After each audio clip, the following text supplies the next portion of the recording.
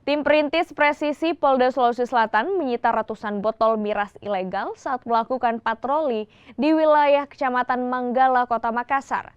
Miras itu disita dari rumah salah seorang warga setelah sebelumnya petugas menerima informasi terkait aktivitas miras ilegal. Rumah warga kini dijadikan sebagai gudang alternatif untuk mengelabui petugas.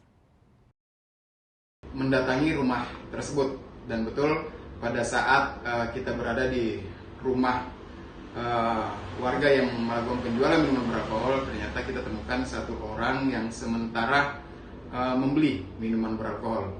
Kemudian kami masuk ke dalam rumah tersebut dan menanyakan terkait masalah surat izin penjualan minuman beralkohol, terkait penjualan minuman beralkohol yang mereka lakukan.